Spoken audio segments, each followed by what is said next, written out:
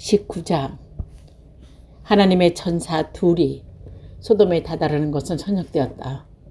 롯이 때마다 성문께 앉아있다가 그들을 보니 일어나 맞으며 땅에 엎드려 청하였다.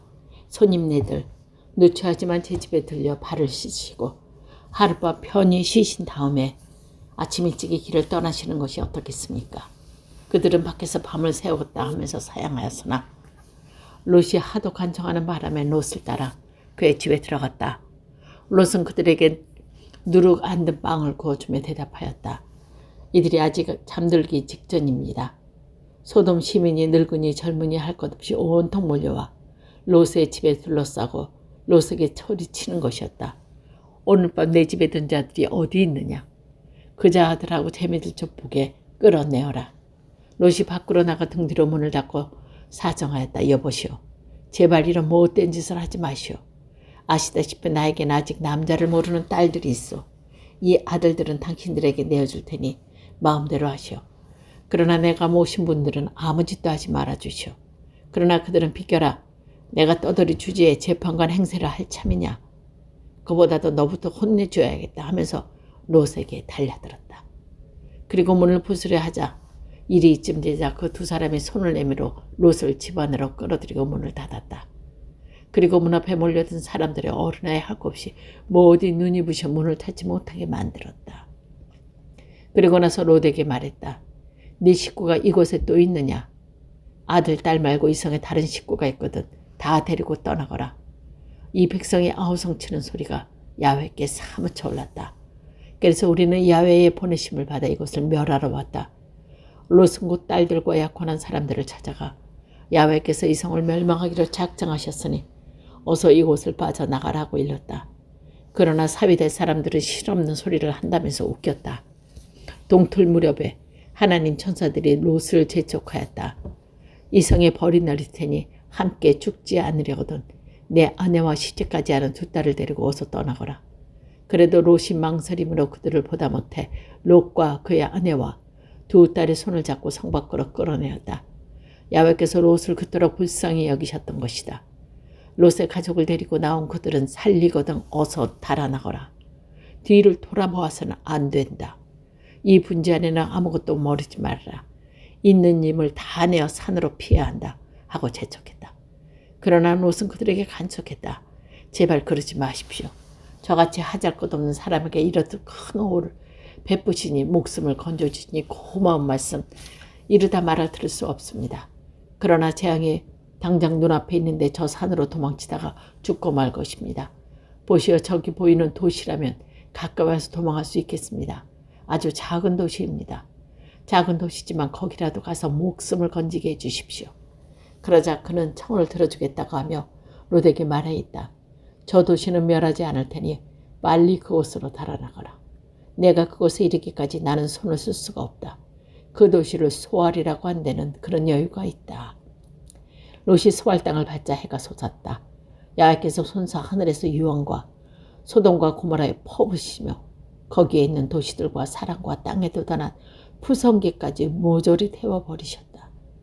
그런데 롯의 아내는 뒤를 돌아다 보다가 그만 소금기둥이 되어버렸다. 아브라함이 아침 일찍 일어나기 전에 야훼께 섰던 자리에 가서 소돔과 고모라와 그 분지 일대를 굽어보니 그 땅에는 연기만 치솟고 있었다. 마치 아궁이에서 뿜어나오는 연기처럼 피어오르고 있었다. 그 분지에 있는 도시들을 멸망시킬 수 않을 수 없게 되었을 때 하나님께서는 아브라함을 기억하셨다. 그래서 롯이 살고 있는 그 도시를 뒤덮으면서도 롯을 파멸에서 건져주신 것이다. 롯은 소알에서 그 공장 사람들과 함께 사는 것이 두려워 두 딸을 데리고 소알에서 나와 산에 들어가 살게 되었다. 그는 두 딸과 함께 굴속에 살았다. 하루는 언니가 아우에게 말했다. 아버지가 늙어가고 이 땅에는 우리가 세상의 풍속대로 살아갈 남자가 없구나. 그러니 아버지께 술이 취하도록 대접한 뒤에 우리가 아버지 자리에 들어와서 아버지 씨라도 받도록 하자. 그날 밤 그들은 아버지께 술을 대접하고 언니가 아버지 자리에 들었다. 그러자 아버지는 딸이 언제 들어왔는지 언제 나갔는지 도통 몰랐다. 그 이튿날 언니가 아우에게 말했다. 간밤에는 내가 아버지 자리에 들었으니 오늘은 내 차례다. 아버지께 술을 대접하고 자리에 들어라. 같이 아버지의 씨를 받자. 그들은 그날 밤에 아버지께서 술을 대접하고 이번에는 아우가 아버지 자리에 들었다. 그러나 아버지는 딸이 언제 들어왔다가 언제 나갔는지 몰랐다. 그래 롯의 두 딸은 아버지 아이를 갖게 되었다. 큰딸은 아들을 낳고 그 이름은 모압이라 하였고 그의 후손이 오늘날 모압인이다. 둘째 딸도 아기를 낳고 이름을 베냐민이라고 하였다. 그의 후손이 오늘날의 암몬인이다. 20장. 아브라함은 그것을 떠나 네겝 쪽으로 자리를 옮겨가다가 카데스와 수르 사이에 있는 그랄에 이르러 거기에 정착하여 살게 되었다. 그때 아브라함은 산에 아내 사라를 누이라고 했다가 사라가 그릴 왕 아비멜렉에게 불려 들어가는 변을 당했다. 그날 밤 하나님께서 아비멜렉 꿈에 나타나시어 내가 맞아들인 여인으로 하여 너를 죽으리라. 그 여인은 남편이 있는 몸이다 하고 이르셨다. 아비멜렉은 아직 사라를 가까이 하지 않았습니다. 이렇게 말했다. 주여, 당신은 죄 없는 사람을 죽이십니까? 그들은 분명히 서로 오누이라고 했습니다. 저는 조금도 마음에 걸리는 일을 하지 않았습니다. 제 손은 깨끗합니다. 내가 마음에 걸릴 일을 하지 않은 줄을 나도 안다. 그러나 나에게 죄를 지지 못하게 너를 지켜준 이가 누군지 아느냐? 너로 하여금 그 여인을 건드리지 못하게 한 것은 바로 나다. 그러니 그 여인을 곧 남편에게 돌려보내라. 그 남편은 예언자다. 그가 너를 위하여 기도해 줘야 내가 죽지 않으리라. 만약 그 여인을 돌려보내지 않으면 너는 물론 내 식구들도 다 죽으리라. 아비멜렉은 아침 일찍 일어나 종을 다 불러 모으고 그 일을 그들에게 낱낱이 일러주었다. 이 말을 들은 사람들은 모두 두려움에 사로잡혔다. 아비멜렉이 아브라함을 불러들어 꾸짖었다. 내가 너에게 무슨 일을 했기에 너는 내 다리에 이렇게 엄청난 죄를 뒤집어 쓰었느냐. 너는 나에게 참아 못할 짓을 하였다. 그리고 아비멜렉은 아브라함에게 다시 물었다. 어쩌자고 그런 짓을 했느냐. 아브라함이 대답했다. 이곳에는 하나님을 두려워할 줄 아는 사람이 없는 줄 알았습니다. 그래서 나는 아내 때문에 맞아 죽을 것 같아서 그랬습니다. 더구나 사라는 정말 내 누이이기도 합니다. 같은 아버지의 피를 받은 누이입니다. 어머니가 달라서 내 아내가 된 것입니다. 집을 떠나라는 하나님의 분부를 받았을 때 나는 사라에게 나를 오라버니라고 부를 것을 당부해 두었습니다. 아비멜렉은 아브라함에게 양떼와 소떼, 남종과 여종을 주면서 그의 아내 사레도 돌려주었다. 그리고 나서 아비멜렉은 말하였다. 봐라, 내 땅 어디든지 내 마음에 드는 곳에 살아라. 그리고 사라를 돌려보내 말했다. 내 오라비에게 은전 1000입을 주었다. 그 은전 1000입은 너와 함께 있는 사람에게 내가 아무 일도 없었다는 것을 보증해 주리라. 이로써 너는 모든 사람에게 결백하다는 것이 증명되는 것이다. 아브라함이 어느 날 기도하니 하나님께서 아비멜렉과 그의 아내와 여종의 병을 고쳐주셨다. 그래서 그들은 다길이 아들을 낳을 수 있게 되었다. 아브라함의 아내 사라 때문에 여호와께서는 아비멜렉의 집에 있는 모든 여자의 태를 닫으셨던 것이다. 21장. 야훼께서 약속하신 대로 사라를 돌보셨다. 사라에게 하신 약속이 이루어주시니 사라가 임신하여 하나님께 약속하신 바로 그때에 늙은 아브라함에게 아들을 낳아주셨다. 아브라함은 사라가 낳아준 아들을 이삭이라고 불렀다. 하나님의 분부에 따라 아브라함은 아들 이삭이 태어난 지 8일 만에 할례를 베풀었다. 아브라함이 아들 이삭을 얻은 것은 100살이 되던 해였다. 사라가 말했다. 하나님께서 나에게 웃음을 주셨구나. 내가 아들을 낳았다고 모두들 나와 함께 기뻐하게 되었구나. 누가 아브라함에게 사라를 아기에게 젖을 물리라고 말할 줄 꿈을 꾸었더냐. 그런데 이 노령의 아들을 얻으셨구나. 아기가 자라나 젖을 뗄 때가 되자 이삭이 젖을 떼던 날 아브라함은 큰 잔치를 베풀었다. 그런데 사라는 이집트 여자 하갈이 아브라함에게 낳아준 아들이 자기 아들 이삭과 함께 노는 것을 보고 아브라함에게 말했다. 저 계집종과 아들을 내쫓아 주십시오. 그 계집종의 아들이 내 아들 이삭과 함께 상속자가 될 수는 없습니다. 이 말을 듣고 아브라함은 마음이 몹시 괴로웠다. 이스마엘도 자기 혈육이기 때문이다. 그러나 하나님께서 아브라함에게 말씀하셨다. 그 애와 내 계집종을 걱정하여 마음 아파하지 마라. 사라가 하는 말을 다 들어주어라. 이삭에게서 난 자라야 내 혈통을 이룰 것이다. 그러나 이 계집종의 아들도 내 자식이니 내가 그도 큰 민족을 이루게 하리라. 아브라함은 아침에 일찍 일어나 양식 얼마와 물 한 부대를 하갈에게 메어주며 아기를 데리고 나가게 하였다. 하갈은 길을 떠나 얼마쯤 가다가 보엘세벨 빈들을 헤매게 되었다. 부대에서 물이 떨어지자 하갈은 덤불 한 구석에 아들을 내려놓고 자식이 죽는 것을 어찌 눈뜨고 보고 한식하며 화살이 날아가려는 것만큼 거리에 떨어져서 주저앉아 이스마엘을 바라보았다. 하갈은 이스마엘이 소리내 우는 것도 주저하나 그저 바라만 보았다. 하나님께서 그 아이의 울음소리를 들으시고 당신의 천사를 지켜 하늘에서 하갈을 불러 이르셨다. 하갈아, 어찌 된 일이냐? 걱정하지 말아라. 하나님께서 거기서 제 아들의 울부짖는 소리를 들으셨다. 어서 가서 아이를 안아 일으켜라. 내가 그를 큰 민족이 되게 하리라. 하나님께서 하갈의 눈을 열어주시니 그의 눈에 샘이 보였다. 하갈은 큰 부대에 물을 채우다가 아이에게 먹였다. 하나님께서 그와 함께 해주시니 그는 자라서 사막에 살며 활을 쏘는 사냥꾼이 되었다. 그는 파란 사막에서 살았는데 그의 어머니는 며느리감을 이집트 땅에서 골라 맞아들였다. 그때 아비멜렉의 군사령관 비골을 데리고 아브라함을 찾아와 제안했다.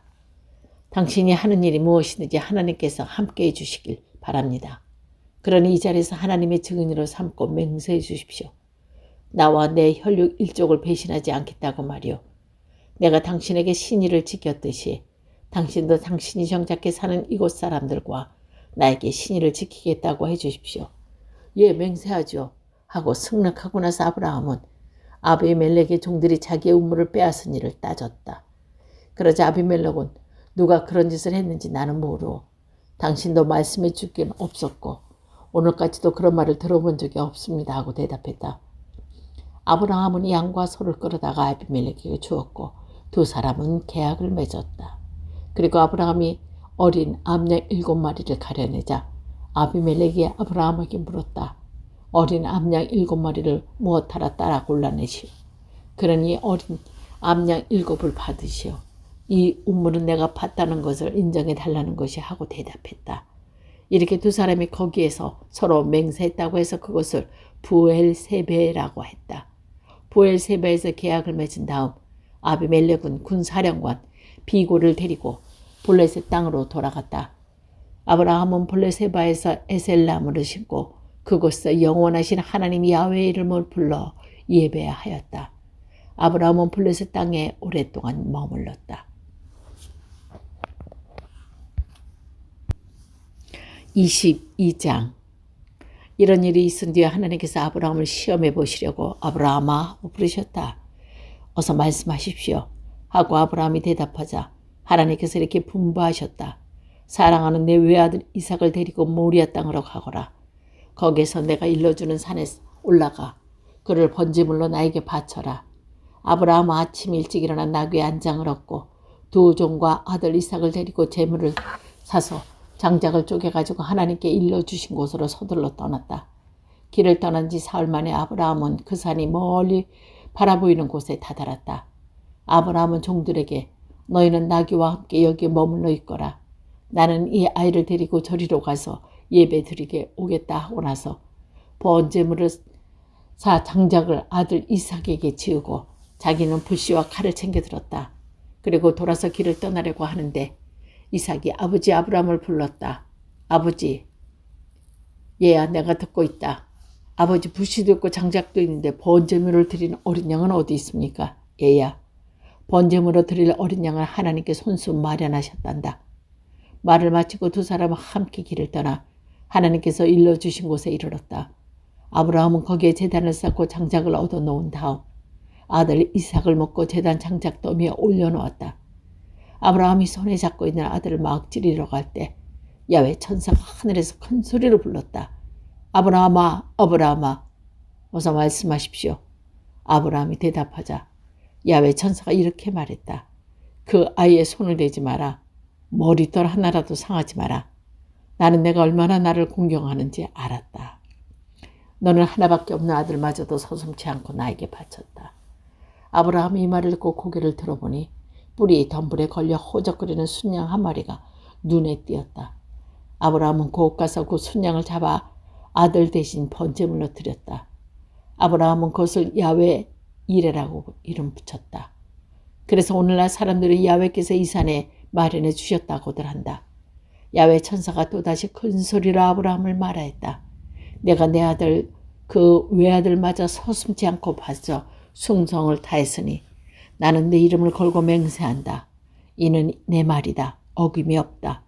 나는 너에게 더 복을 주어 내 자손이 하늘의 별과 바닷가의 모래같이 불어나게 하겠다. 내 후손은 원수의 성문을 부수고 그 성을 점령할 것이다. 내가 이렇게 내 말을 들었기 때문에 세상 만민이 네 후손의 덕을 입을 것이다. 아브라함은 종들이 있는 곳으로 돌아와서 그들을 데리고 걸음을 재촉하며 부엘세바로 돌아갔다. 아브라함은 부엘세바에 눌러 살았다. 어떤 일이 있는지 얼마 뒤에 아브라함은 나홀의 아내 밀가에게 자식이 태어났다는 소식을 전해들었다. 그들의 이름은 아래와 같다. 마다둘 우스, 그 밑에 붓주와 크모엘이 있는데 크모엘은 아람의 아버지다. 또 게셋, 하조, 빌다스, 아달라, 부드엘이 있는데 부드엘에게서 리브가가 태어났다. 이렇게 밀가가 아브라함의 아우 나홀에게 낳아준 아들은 모두 8이었다. 나홀에게는 루마라는 소실이 있었는데 그에게서 테마, 가함, 다하스, 마가가 태어났다.